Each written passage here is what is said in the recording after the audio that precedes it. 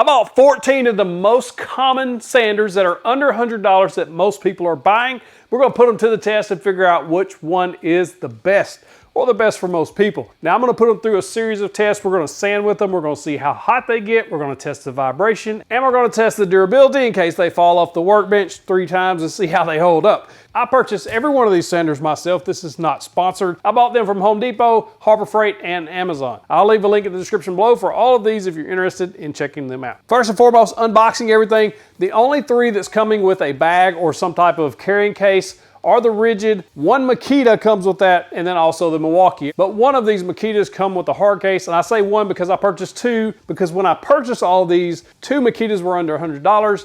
Now the one with the handle is slightly over $100, so we're gonna throw it in the mix. As far as size and weight goes, the Win is a pretty heavy sander, as well as the Makita with the handle on the front. And it has a weird kind of a trigger feel. I'm kind of curious to see how that feels when we sand with it. One of the heaviest sanders is the Hercules brand. It's pretty well balanced, but it is quite heavy if you're just picking this up. Now that may be a benefit once we start sanding with it. The rigid is kind of about the same weight as the Bosch, and then rounding up the heavier sanders is the Skill. All these other ones, they pretty much weigh the same. Now, a lot of times when you're in Harbor Freight, you'll see this Hercules brand, and they'll say compare to the DeWALT version XYZ, because they compare themselves to DeWALT a lot. And you can see they kind of look similar, but they're really not. However, one very interesting thing to me is this Craftsman looks identical to this DeWALT. I swear they come out of the same factory. I would probably make a bet on it because they both made in Mexico and they both look identical. The switch positions, the screw positions on top, even the side profiles, the way the bag connects, everything looks to be identical. The only thing that's different is the DeWALT has variable speed and the Craftsman does not. They both have 3-year warranties. The Craftsman's about $54 and the DeWALT is about $84. So about a $30 difference. And what I'm assuming all you're getting different is the variable speed. They weigh virtually the same, about an ounce difference according to my measurements. They both have the same size motor at 3 amps, and they both have the same stroke rate at about 3/32 of an inch. So they're basically the same sander, just a different color. The Skill and the Hercules are kind of similar shaped, although they're a little different. They feel similar in the hand, and there's a little bit, or quite a bit of different weight there. The Hercules is quite a bit heavier. Now on the TTI brands, in other words, Milwaukee, Ryobi, and Rigid, they're all extremely similar, especially the Milwaukee and the Rigid both have kind of that weird side dust extraction there. Not sure how much I care for that. We'll see how that works out. But all 3 of these, including the Ryobi one, all feel very, very similar in the hand. They all have almost the exact same teardrop shape, and they have a little bit different hole pattern, so they're not the same, but they are very, very similar. Even the way the Rigid and the Ryobi switch works on the side, it's kind of a push-through design, is very similar. Overall, first impressions of all of these, the only one that feels a little less quality than the rest of them is probably the Black & Decker. It's really lightweight. It's a lot of plastic. All of these are really plasticky, but as far as just heft goes, the Black & Decker is really the only one that feels a little more lacking than the others. And maybe the Metabo's right behind that, and then the Ryobi, and then the rest of them are pretty much the same feel. I want to power these up and just kind of get a first impression on them, then I give you my thoughts. Makita, I like that. It's a soft start feel, and there's very little vibration right there. I like that. Kind of impressed with that one. The Metabo has like a 12-foot long cord, so if that's important to you, then that'll be helpful in your shop. But the dust bag kind of goes on weird. It clips on the top and it pops off very easily. The Metabo's fairly loud when it first powers on. There's not a lot of vibration there, just open, you know, without it sanding anything. We'll see how that performs. But overall, it's just louder than the rest so far. The Ryobi's not overly loud. The vibration in the hand is a really fast-paced feeling. It just feels really high-pitched, if that makes sense. The other 2 that I powered on previously were fairly low vibration as far as, if you think about it as in tones, like a high-pitched tone versus a very low bassy tone. The Ryobi was a little more high-pitched, if that makes sense. That Rigid has a very soft start motor. I thought for a minute it was not working, and then it slowly come to life. I kind of like that. And then it is surprising me. I didn't realize it was going to do that. And then the vibration is very similar to the Ryobi. Milwaukee, kind of middle of the road. It's not loud at all. The vibration, I could feel it immediately as soon as I turned it on. So I'm pretty sure that one's going to sting the hand once it gets started. The Hercules, I'm kind of interested. This has got a 10-foot long cord. The cord on this one is much, much thinner than, say, the DeWALT or even the Milwaukees and all that. Like the gauge of the cord feels much less. It's a much heavier. This is one of the heavier sanders. I'm not sure how that'll translate into sanding, but it's very heavy. It may absorb some of that vibration. Almost no vibration in my hand. Kind of interesting. Very quiet too. The skill, the one thing I'm not impressed with is this plastic thing. This is gonna break. I would almost put money on it. This is gonna break in the drop test, we'll see. But I'm not a fan of that. I would much prefer these little bags. The skill is quiet, there's very little vibration. It almost feels underpowered. Just the initial impressions, it feels very underpowered. The very popular Bosch, this is one of the most popular sanders out there, so I'm curious to see how it performs. I've never used this. I've always either had Festool or the DeWALT brand, or Hyper Tough if you go way back, but this is interesting to me. There's a significant amount of vibration in my hand with this one, and it sounds different in the inside. You can hear that higher pitched grindy sound, and it's just, it's interesting to me. This one will be interesting to use, I think. This one's ready to go. This is the Wind. What's interesting about the Wind and the ones that have this longer handle design is when you grab it up here, you can feel the vibration, but when you're holding it back here, then you don't have as much vibration on the long handle, but you're also going to be putting the wrong pressure down if you're not careful, so you most likely will be sanding with your hand on top as normal. It's kind of, we'll see how that works out. If you wind up putting too much pressure on the back, you'll get swirl marks. All right, this is the smaller of the Makita. Again, the way this bag attaches, this one slips off very easily, and it seems to be much smaller than the rest. It's kind of on par with the Ryobi, the Rigid, the Milwaukee. It kind of feels similar to those. The Black & Decker, I've done a full review on this one. It's the best-selling sander on Amazon just a few weeks ago. You can go check that out after this if you want. That sander is a little louder than some of the other ones, and it has a lot of vibration in it. I'm curious to see the DeWALT and the Craftsman back-to-back because they're identical. We'll go full speed on this. Not a lot of vibration there. There's a little, but it's not overly bad.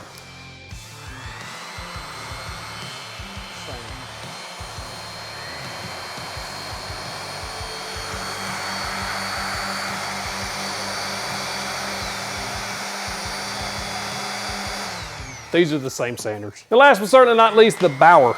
Quite a bit of vibration in this one, and it's kind of a lower pitched as far as the sound goes. It's on par with the Skill and probably the Black & Decker as far as vibration goes. The Bauer, Black & Decker, Bosch, Hercules, Metabo, Milwaukee, Skill, and Wind are all made in China. The Craftsman and DeWALT are both made in Mexico. Both of the Makitas are made in Japan. The Rigid is made in Vietnam, and the Ryobi in Thailand. All right, so I put sandpaper on each one of these and pulled it off to see which one stuck better coming straight out of the box. I'm using both Festool granite and Cubitron paper because they both kind of stick a little different. We'll do good, better, best. How about that? So the good, in other words, it really didn't stick all that great. Metabo Rigid, the cheaper of the Makitas and the Milwaukee, all had mediocre at best sticking power as far as their hook and loop goes. Now the better of the options, the Wind, the Bosch, the other Makita, the one with the front handle, and then also the Bauer did pretty well as far as holding the paper. Just put it on and off. Now the best, the ones that stuck to it the best, I actually had to put a little force on it to get it off. We're looking at the Skill, the Hercules, the Ryobi, the Black & Decker, the DeWALT, and of course, its brother, the Craftsman. They all stuck very well on those. If you like this type of content and you want to see more, go ahead and smash that subscribe button. Also click the bell icon and then select all so you get notified of all the new content I've got coming. So I took all of these sanders and I sanded with them each 15 minutes from start to finish, 15 minutes each times 14 sanders, and you got a whole lot of sanding. I alternated hands with each one, and it took me 2 days to do this just because I wanted to spread it out and make sure my hands weren't too fatigued. I'm using stock dust collection, in other words, the bag that comes on these sanders, just to get an idea of how they will perform under normal circumstances. I also have a thermal imager. We're going to see how hot these get on the base, in other words, the sanding pad, as well as around the hand area. During this 15-minute trial, I'm going to rate the hand fatigue, in other words, the numbness I feel in my hand, my upper arm or lower arm, from 1 to 5, 5 being the most extreme, like it's super numb, it hurts, and then 1 being the best. And that's the way we'll rank these. First up was the Bauer. The very first thing I noticed about the Bauer, it is extremely underpowered. When you put any pressure down, it stops. It just stops spinning, it just vibrates. None of the other sanders, well, one of the other sanders did this. The rest of them had plenty of power for normal sanding operations. The onboard dust collection I rated as poor, and I did notice that the sanding disc was fairly clogged up at the end of that 15 minutes. It got up to 101.6 degrees during this test, and that's not too hot, but it's also not the coldest in the group. As far as hand fatigue goes, I give it a 3. It wasn't really bad, but it also wasn't really great.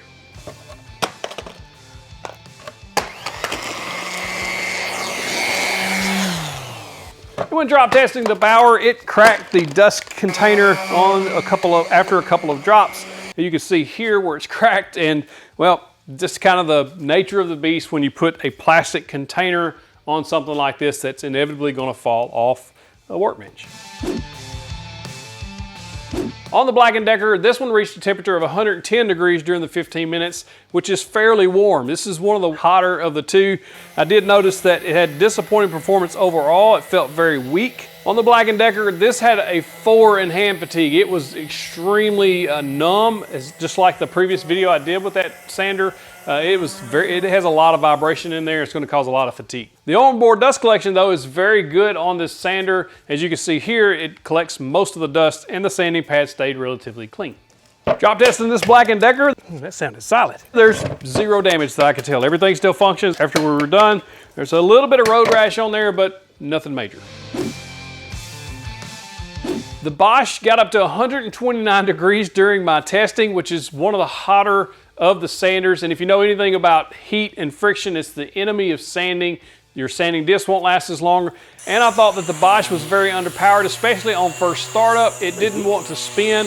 After everything got warmed up, it started spinning. The Bosch was probably the most disappointing tool in this lineup, only because I thought they were better. My overall opinion of Bosch was better. This was very disappointing. The hand fatigue was light. I rated this at a 2. I barely felt anything after 15 minutes of sanding, but the onboard dust collection was very poor. It even stopped up the sanding disc. I didn't have a whole lot in that container. Just overall disappointed in the Bosch sander. Drop testing the Bosch, it has a very similar container as the Bauer, but it performed a little better. I didn't have anything that cracked or broke. Of course, the top pops off, but it pops right back on. It's got a little road rash, but otherwise it fared well. Next up was a Craftsman. It got up to 105 degrees during my testing, which wasn't overall bad. But it also wasn't the greatest. The hand fatigue was at about a 2. I didn't feel a whole lot of numbness or stinging at all when I was done. I was pretty impressed with the Craftsman. And one of the reasons is the Craftsman and the DeWALT are the same sander, and I got similar results here. I'm gonna go ahead and group this in here too. The DeWALT did get a little warmer at 114 degrees versus the Craftsman at 105. The hand fatigue was extremely similar. I rated those at a 2 just because I didn't feel any numbness, very little numbness after 15 minutes. I put both of their onboard dust collections as fair. When you do hook these up to dust extraction or a shop vac, they perform much better. I know this from experience because of the DeWALT sander I've had for years. Interestingly enough, the sandpaper on the Craftsman was stopped up at the end of the 15 minutes, whereas on the DeWALT it was clean, which I thought was interesting since they're basically the same sander minus the variable speed on the DeWALT. Drop tested the Craftsman. Ooh, that sounded solid. You know, this thing sounds beefy when it hits the ground. It's a nice weight to it, and this performed well. Everything's still working after it dropped. Drop testing this brother, the DeWALT. Very similar results, no damage at all other than just a tiny bit of road rash from hitting the concrete. Still working. I've had this model sander for years, dropped it multiple times. I even broke a sink one time when I knocked it off the workbench and had to pay for that. It was a customer order. Another story for another day, but this one performed well. The Craftsman dust bag did come apart, and these 3 little bearings that keep it tight popped off, but I was able to reassemble it, so kind of a half and half. It damaged, but it's fixable, unless you lost the bearing.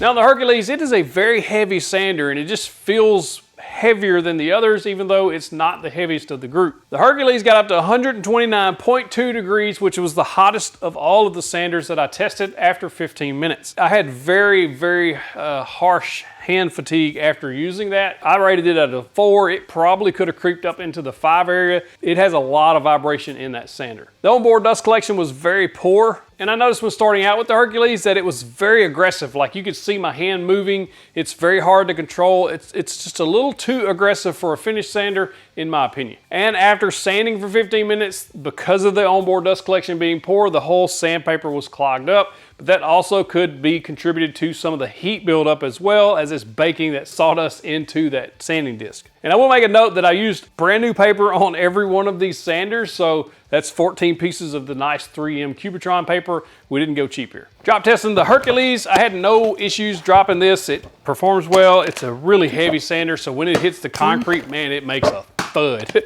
So this thing is like a brick. Overall, it still worked after dropping it. For the Makita #1 with the rear and front handle, this thing, as soon as I started, it started shocking me when I was holding the back. This is the only sander of the group that was shocking me at all. This could shock me consistently every time my hand was on this back part. If I kept it up here on the top, it was perfectly fine. At the end of the 15 minutes, it was 107 degrees. The hand fatigue on this double handle sander is just fair. I rated it at a 2. I didn't have a whole lot of fatigue at all. It absorbed the vibration well. The dust collection on board is really good, and the overall performance of the sander itself did well. The sanding disc is a little bit clogged up, but again, could be contributed to some of that heat buildup. But the worst offender is that shock, and it was a significant shock, not just a tingle. Makita #1 I thought would actually break something because of this handle sticking out, but it absorbed the impact. Nothing broke, nothing stopped working. It's still working. Makita #2, the regular no-handle sander. It got up to 111 degrees during my testing, and that showed up again on that sanding disc that was completely clogged over. The heat is a big factor there. Hand fatigue on this one, I rated it a 3 because I did start feeling a little bit of numbness after 15 minutes. The dust collection on board, though, was fair. There was quite a bit in here, but not as much as I would like, mainly because of this stopped-up disc, prevented it from collecting that dust. Makita #2 worked just as well. Dropping it, never saw any damage at all. It's still working after it drops. The Metabo got up to 107 degrees. I had very little hand fatigue at 2. The dust collection on this thing was very poor. The sanding disc was completely clogged. It felt smooth while I was operating, but I had very little hand fatigue. And I can't hate this dust bag more. I hate the way this connects to the sander. It pops off too easy. I just don't like this design. It just doesn't function well. Job tested the Metabo. This thing, every time you drop it or bump it or anything, this stupid bag flies off. I literally hate this bag. Next up was the Milwaukee. Now it did get fairly hot at 119 degrees, but it didn't bake onto this sanding pad, and it had very good dust collection compared to some of the other ones. I considered it actually the best out of the bunch as far as dust collection goes, and my hand fatigue was the best out of these. I rated it at a 1. I had no fatigue at all after 15 minutes, which kind of surprised me. I really wasn't expecting that based on my initial impressions of this Milwaukee out of the box. And as you can see by the bottom, there's very little dust collected on this sanding disc. Drop testing the Milwaukee, other than the top popping off and the dust going everywhere, it fared well. Nothing broke. The canister's still intact. It's a better plastic, I think, than what was on the Bosch. Overall, I'm not a fan of these plastic containers, but it fared well in the drop test.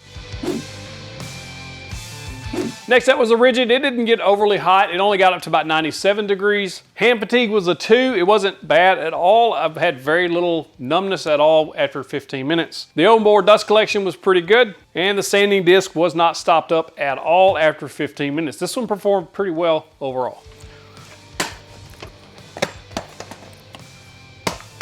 Drop testing the Ryobi and the Rigid had very similar results. Neither one of those sustained any damage at all. Next up is the Ryobi. It performed very similar to the Rigid, which really isn't surprising, all coming from TTI, but it got up to 97.7 degrees. The hand fatigue on this one was quite a bit worse. I gave it a 4. It was quite significant at the end of 15 minutes as far as the vibration goes and the way it felt in the hand. However, the dust collection was pretty good on this, very similar to that of the Rigid, and the sanding disc was clean after 15 minutes.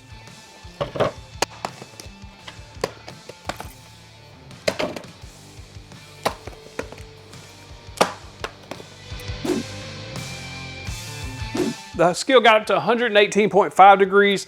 The hand fatigue was mediocre at 3, so we're about middle of the road there. The dust collection was very bad on this. I don't like this canister either, much like the Metabo bag. And during the drop test, it broke and it just won't go back on correctly. And it's just, you could force it on, but it doesn't go back on like it used to. And I also noticed when using the skill that a lot of the dust was landing on my hand and was airborne. It wasn't actually being pushed into this canister. Now this canister is a sealed type canister where these bags and things have a little air to let things flow, and these type just don't work well in my opinion. The wind got up to 104.3 degrees after 15 minutes. The hand fatigue was the worst out of all of them, and I'll rate this at a 5. My hand was extremely numb and stinging after those 15 minutes. It also had the worst dust collection of any of them. You can see the dust was just basically being pushed up through that filter and being airborne. And the way this connects on the back, it's kind of a proprietary design. There's no way to hook up a shop vac or anything like that. And during the drop test, the canister actually broke on like the first or second drop. So this is not a very durable sander. So the piece that keeps this on right there broke off.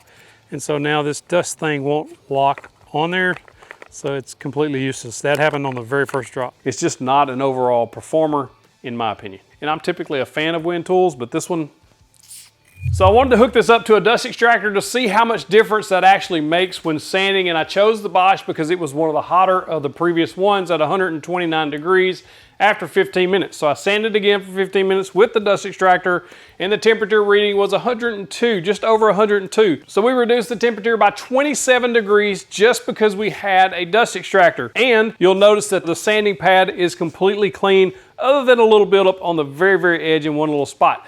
But it's much better improvement versus when we didn't have a dust extractor. So any of these sanders will likely be benefited by a dust extractor or a shop vac if you're able to connect the hose. But like the wind and some of those that have the square connections, you're gonna have to find an adapter kit to make them work, and it's just gonna be more trouble. But they are available. I'll drop a link in the description below to the adapter kits that I recommend. So I'll rank these from worst to first based on the performance and the overall experience in using these throughout the last few days. We may have some different opinions on here depending on what you have. It's not a knock against your brand. It's just my personal experience and how I feel about them after using them. 3 really surprised me to end up in the worst category, and that is the long handle Makita. Because of the way it was shocking me, it has to go in the back of the line.